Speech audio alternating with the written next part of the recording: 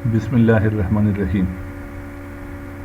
د بی اس پښتو د ترجمه نګارۍ یو لسم لیکچر عنوان دی د ادبي ترجمو اهمیت.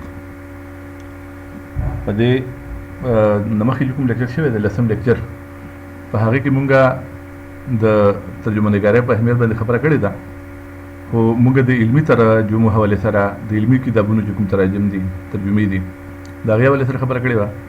نن به مونږ د ادبي ترجمو د اهمیت په هکله خبره کوو. نو د ادبي ترجمو د اهمیت په باره کې خبره دا ده چې د تاسو اولنۍ جمله چې کومه ده دا وګورئ، نه یوازې ساینسي علوم او هنر بلکې د ادب ترجمه هم ځانګړی اهمیت لري. ځانګړی اهمیت لري یعنی خصوصي اهمیت لري. که د ساینسي علومو دلته تاسو ګورئ چې د ساینسي علوم او هنر او درې موضوع شوې ده د ادب ترجمو سره، چې لکه څنګه چې ساینسي علوم او د هنرونو یا د علومو فنونو چې مونږ وایو د هغې ترجمې چې کومې دي هغه اهمې دي، نو دغسې د ادب ترجمه چې کومه ده نو دا هم اهمه ده. که هغه ادب شاعري ده، که هغه ادب نثر دی، که هغه ادب ډرامه ده، که افسانه ده، که ناول دی، د دې ترجمو هم خپل یو ځانګړی اهمیت دی. مونږ مخکې ځو په دې طور دا یوازې د دې ترجمو په وجه ممکنه شوې ده. په دې طور دا یوازې د دې ترجمو په وجه ممکنه شوې ده چې نن ورځ د لویدیځ خلک یعنی د مغرب خلک، نه یوازې د شیخ سعدي، حافظ، عمر خیام، مولانا روم، غالب، اقبال او د ختیځ یعنی د مشرق د نورو شاعرانو او مفکرانو نظریاتو سره بلد دي، بلکې د دوی یونیورسټو کې د دوی په اړه تحقیقي کار هم جاری دی. د دوی په اړه یعنی د دوی باره کې تحقیقي کار هم جاری دی. مطلب دا شو چې د مغرب خلک چې کوم زموږ د مشرق مفکرین دي یا زموږ د مشرق د مختلفو ژبو شاعران دي، نو د مغرب خلک هغونه نابلده وو، ولې چې کله زموږ د دې مشرق د دې مفکرینو، د دې شاعرانو، د دې ادیبانو، د دې پوهانو، د دانشورانو چې کله ترجمې وشوې په د مغرب په ژبو کې، لکه په انګریزي کې ترجمه وشوه، په جرمن کې ترجمه وشوه، او په ایټالین اطالوي ژبې کې ترجمه وشوه، نو په دا فرانسیسي کې ترجمه وشوه، نو مختلفو ژبو کې چې زمونږ د دې مفکرینو، د مشرق د مفکرینو او د شاعرانو ترجمې وشوې، نو د مغرب خلک چې کوم دي نو هغه زمونږ د دې مفکرانو او د دې شاعرانو د افکارو نه آګاه شو د هغه ترجمو په ذریعه.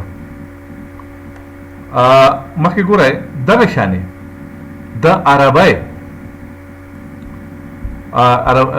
د غربي لیکوالو دغه شانې د غربي لیکوالو نظرونه یوازې د ترجمې په ذریعه موږ ته رسېدلي، یعنی دا یو دو طرفه عمل دی.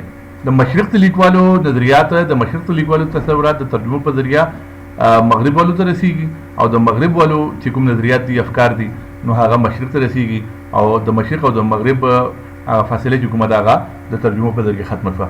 مشرق کې چې څه لیکل کېږي، د مشرق چې کوم سوچ دی، د مشرق چې کوم فکر دی، نو هغه د ترجمو په ذریعه مغرب ته رسي، او د مغرب چې کوم فکر دی او د مغرب چې کومې لیکنې دي نو هغه د ترجمو په ذریعه مشرق ته رسي. مخکې ګورئ د ترجمې په ذریعه موږ د خپلو علاقایي ژبو شاعرانو او لیکوالانو له افکارو او نظریاتو سره بلد شو. د دې دا مطلب شو چې د مشرق او د مغرب خبره خو بین الاقوامي وه، خو په ملک دننه هم زموږ ډېرې علاقایي ژبې دي، په هغه ژبو کې ډېر ښه شاعران دي، ډېر ښه ادیبان دي، لیکوال دي، نو د هغو افکار، د هغو نظریات او د هغو تصورات چې کوم دي هغه موږ ته د ترجمو په ذریعه رسي. موږ یوه علاقایي ژبه وایو او د بلې علاقایي ژبې د شاعرانو افکار چې کوم دي نو هغه موږ ته چې رسي نو هغه د ترجمو په ذریعه رسي. په دې طور نن ورځ د رحمان بابا، خوشحال خان خټک، وارث شاه، بوله شاه، میاں محمد بخش،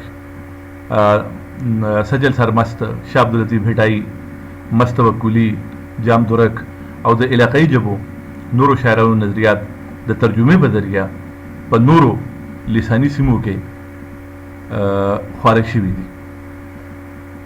نو د دې مقصد دا شو چې دا چې کوم نومونه تاسو ته مخامخ راغله، رحمان بابا او خوشحال بابا د پښتو ستر شاعران دي.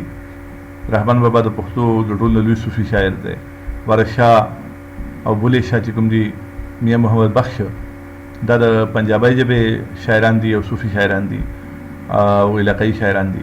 سجل سرمست شاه عبدالطیب بھټائی دا د سندای ژبې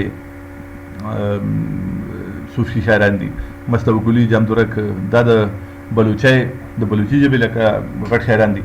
نو د علاقایي ژبو د نورو شاعرانو نظریات دغه ټول شاعران چې کوم دي اوس موږ براه راست په سندي کې نشو لوستلی، پنجابي کې نشو لوستلی یا په بلوچي کې نشو لوستلی. نو د ترجمه په ذریعه د پنجابي او د سندي او د بلوچي هغه افکار چې کوم دي هغه موږ ته ورسېدل. دغه شانې پنجابي، سندي، بلوچي والا چې کوم دي نو هغه پښتو براه راست شي لوستلی. نو د رحمان بابا او د خوشحال خان خټک افکار چې کوم دي هغه ته د ترجمې په ذریعه ورسېدل. نو د ترجمې په ذریعه د یو قوم افکار، د یوې ژبې افکار د بل قوم ته رسي او د بلې ژبې ویونکو ته رسي. دا بل پیراګراف تاسو وګورئ. دنیا د ډېرو ژبو دغه حال دی. دغه حال د دنیا په ډېرو هیوادونو کې دا لږه لیکلو کې غلطي شوې ده، خو تاسو د دې دا مطلب شو چې دغه حال د دنیا د ټولو ژبو دی او دغه حال د دنیا د ټولو ملکونو دی. یو ژبه د ملي یا مرکزي ژبې حیثیت لري مګر ډېرې نورې ژبې هم ویل کېږي. یعنې د دنیا د هر یو هیواد، د دنیا د هر یو ملک دغه حالت دی او دغه حال دی چې په هغې ملک کې یوه ژبه چې کموي نو هغې ته د مرکزي ژبې یا د ملي ژبې حیثیت حاصل وي. ملي یعنی قومي، ملي یا مرکزي ژبه. او لیکن د هغه ملي او مرکزي ژبې نه، د هغه نیشنل لینګویج نه او د هغه سنټرل لینګویج نه علاوه په هغه ملک چې کوم دی، په هغه هیواد کې چې کوم دي نو ډېرې نورې ژبې هم په مختلفو سیمو کې، په مختلفو علاقو کې ویل کېږي. په دې سیمه ایزو ژبو کې، سیمه وایي علاقې ته، سیمه ایزو ژبو یعنی علاقایي ژبو کې ادبیات د هیواد ملي یا مرکزي ژبې ته، ملي یعنی قومي یا مرکزي ژبې ته ترجمه کېږي. مطلب دا دی چې کومې علاقایي ژبې دي هغه په خپل ځای باندې په هغې کې مطلب تخلیق کېږي. کومه چې ملي یا قومي ژبه ده یا مرکزي ژبه ده د ملک نو په هغې کې هم ادب چې کوم دی نو هغه تخلیق کېږي.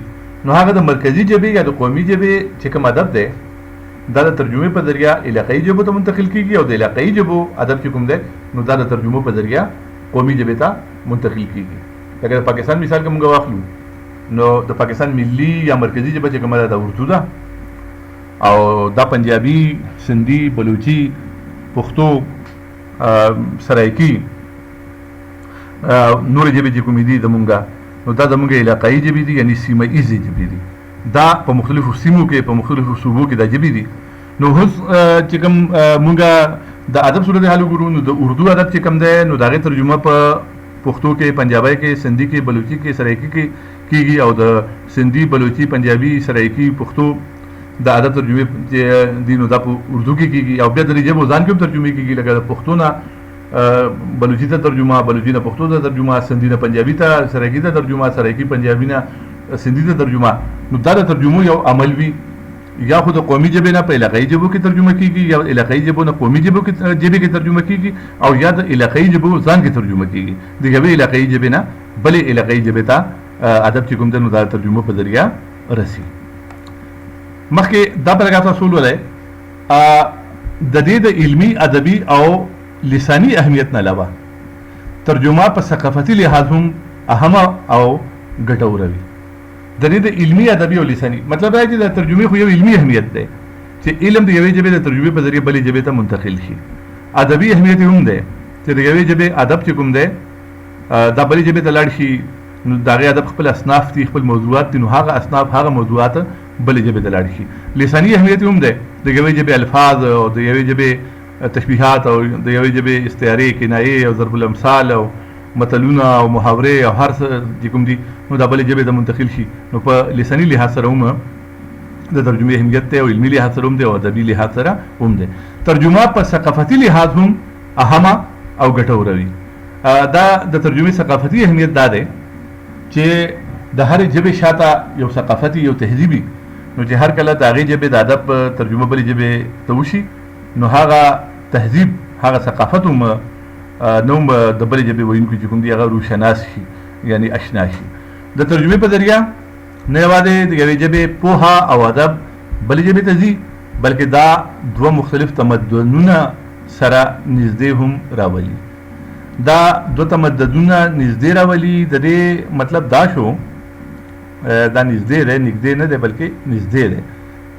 دا تاسو ځای کوئ نو بلکې دا دوه مختلف تمددونه سره نږدې هم راولي. اوس دلته مطلب او مقصد دا شو د خبرې چې هره ژبه چې کومه ده د هغې ژبې یو ثقافت هم دی. نو چې کوم د ژبې د ویونکو ثقافت دی د هغه ثقافت نښې د هغه ثقافت عکسونه په هغې ژبې کې موجود وي او د هغې ژبې په ادب کې موجود وي. لکه د دې تاسو که پوهېدل غواړئ نو په دې باندې تاسو داسې ځان پوهولی شئ چې دا پښتو ژبه ده نو د پښتنو یو ثقافت هم دی. دا پښتو ژبه او د پښتنو ثقافت چې کوم دي دا یو بل سره تړلي دي. د دې یو بل سره ډېر قریبي تعلق دی. د پښتنو په ثقافت کې چې څه دي هغه د پښتنو په پښتو ژبه کې دي او پښتانه چې په پښتو ژبه کې کوم ادب تخلیق کوي نو په هغې کې هغه د خپل د ثقافت رنګونه وړاندې کوي، پیش کوي. د ثقافت په حواله سره هغه ادب تخلیق کوي. د دې مثال دا دی چې ثقافت څه ته وایي؟ ثقافت د ژوند د تېرولو چې کومه طریقه ده دې ته ثقافت ویلی شي. زموږ رسم و رواج، زموږ لباسونه، زموږ خوراکونه، زموږ عادتونه، زموږ اقدار، زموږ روایات، زموږ عقیدې، زموږ چې لوبې او زموږ ته نورې چې څومره سرګرمۍ دي د زندګۍ او چې دا زموږ شاعري او مصوري او موسیقي او د هر څه لکه په ژوند کې چې څه دي دا هر څه د ثقافت حصه ده. ثقافت یو ډېر وسیع ټرم دی، ډېر وسیع اصطلاح ده. یعنی د یو قوم د زندګۍ ټول خصوصیات، ټول فیچرز چې کوم دي هغې ته ثقافت ویلی شي. نو هر کله چې یو پښتون ادیب په پښتو کې ادب تخلیق کوي نو ظاهره ده چې هغه به د بل څه ملک یا د بلې څه علاقې ثقافت نه پیش کوي بلکې هغه به د خپلې ژبې او د خپلې د علاقې کلچر ثقافت پیش کوي. نو د هرې ژبې په ادب کې د هغې ژبې ثقافت بیانېږي او پیش کېږي. نو هر کله چې د دې ژبې د ادب ترجمه په بلې ژبې کې وشي نو د بلې ژبې والا هم د دې ژبې چې کوم ثقافت دی یا د دې قوم چې کوم ثقافت دی نو هغې نه آګاه شي. نو دا هم په ثقافتي سطح باندې هم د ترجمې چې کوم ثقافتي اهمیت دی یا کلچرل امپورټنس آف ټرانسلیشن دی نو هغه دا دی. هره ژبه د یوې ځانګړې جغرافیایي سیمې کې د خلکو احساسات، هیلې او انفرادي او اجتماعي چلند منعکس کوي او د سیمې ثقافت منعکس کوي. مطلب دا دی چې هره ژبه چې کومه ده دا په یو جغرافیایي سیمې کې یعنې یو جغرافیایي علاقې کې ویلی کېږي. په هغه جغرافیایي سیمې کې یا هغه جغرافیایي علاقې کې چې کوم خلک اوسېږي د هغې خلکو څه احساساتي، هیلې یعنې د هغو خواهشاتي، ارزوګانې، انفرادي او اجتماعي چلند یعنې د هغو انفرادي زندګي او د اجتماعي زندګۍ یو چلند دي او دا هر څه موږ ته د هغې ژبې په دغه کې ښکاري، په هغه ژبې کې هم ښکاري او د هغه ژبې په ادب کې هم ښکاري. نو مختلف تمدنونو په حوالې سره چې کومه خبره وشوله هغې نه پسه مونږ دا ګورو چې د ژبې ټکي، مثالونه، استعارات، محاورې او متلونه یعنې که مونږ په اردو کې دا اصطلاحات بیان کړو یا د عربۍ هغه اصطلاحات چې اردو کې استعمالېږي هغه مونږ استعمال کړو نو مونږ به دا وایو چې د هرې ژبې الفاظ یعنې لفظیات، مثالونه، استعارات، محاورات او ضرب الامثال او سمبلونه یعنی علامات د هغوی په ثقافت پورې اړه لري. یعنې هرې ژبې کې چې کوم لفظونه دي، مثالونه دي، استعارې دي، محاورې دي، متلونه دي، علامات دي، هغه هر څه چې کوم دي هغه د هغې ژبې ثقافت پورې اړه لري یعنی تعلق لري. یعنی د هرې ژبې ټکي، متلونه وغیره چې کوم دي دا د هغې ژبې ثقافت سره تعلق لري. زموږ د پښتو په متلونو باندې غور وکړئ چې د پښتنو په ثقافت کې کوم څیزونه دي نو متلونه هم هغه حوالې سره دي، محاورې، لفظونه هم هغه حوالې سره دي. د یو قوم په ثقافت کې چې کوم څیزونه دي د هغه قوم په ژبې کې هم د هغه څیزونو نومونه وي او ټکي وي. دغه شانې د یو قوم چې کومه طرز زندګي دی نو هغه طرز زندګي مطابق هغو متلونه جوړوي او محاورې جوړوي. نو دا متلونه، محاورې د هر څه چې کوم دي دا د یوې ژبې ایسه ومي د یوې ژبې د ادب ایسه ومي او د ثقافت ایسه هم وي. له همدې عمله یعنی په دې وجه کله چې د یوې ژبې افکار او نظریات بلې ژبې ته ترجمه شي، دا پروسه یعنی دا عمل بلې ژبې ته ډېر ثقافتي اقدار هم معرفي کوي یعنی ډېر ثقافتي اقدار چې کوم دي، ثقافتي طور طریقې چې کوم دي، هغه هم د دې پروسې یعنی د دې ژباړې د پروسې یعنی د ترجمې د عمل په ذریعه بلې ژبې ته منتقل شي، بله ژبه هغې سره معرفي شي یعنی متعارف شي، انټروډیوس شي. د دوه مختلف تمدنونو ترمنځ یکسانیت د ترجمې په ذریعه روښانه شي او د دواړو تمدنونو ترمنځ د مینې او ورورولۍ تعلقات رامنځته شي. یعنی کې د ترجمې په ذریعه دوه مختلف ثقافتونه یو بل ته نږدې شي او د دوه مختلفو ثقافتونو درمیان کې د مینې، د ورورولۍ، بھایچاره او محبت چې ورته وایي او یګانګت چې ورته وایي هغه پیدا شي. اوس مخکې موږ څخه یو اقتباس دی او هغه اقتباس دا دی چې د ترجمې ثقافتي اهمیت په هکله جیلاني کامران لیکي چې ترجمه په حقیقت کې د دوو ژبو او دوو تمدنونو ترمنځ د پل په طور عمل کوي. ترجمہ دو زبانوں اور دو ثقافتوں کے درمیان پل کا کردار ادا کرتا ہے.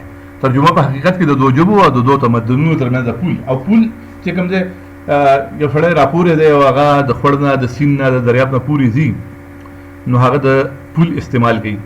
پل د دریاب نه را دېخوا خلک او د دریاب نه اخوا خلک چې کوم دي دا یو بل سره کنیکټ کوي، یو بل سره یو ځای کوي پل. نو ترجمه هم یو پل دی. د دې پل په ذریعه مختلف ثقافتونه، مختلف قومونه یو بل ته نږدې شي چې هغوی د ترجمو په ذریعه د یو بل د ادب، د یو بل د کتابونو مطالعه کوي، نو هغوی یو بل ته نږدې شي، د یو بل د ثقافت نه آګاه شي. انیسناګي یو بل نقاد دی او هغه دا لیکلي دي. انیسناګي ورته نظر لري او لیکي، یعنی د هغه د ترجمې باره کې دا نقطه نظر دی چې په ثقافتي سطح ترجمه د دوه مختلفو تهذیبونو مخصوصو رویو عمل دی، بل ته د مخامخ کولو. یو د په ثقافتي سطح ترجمه د دوه مختلفو تهذیبونو دله بلولې تاسو داسې څنګه چې دا کرسر بوزم تاسو به داسې لولئ. په ثقافتي سطح ترجمه د دوه مختلفو تهذیبونو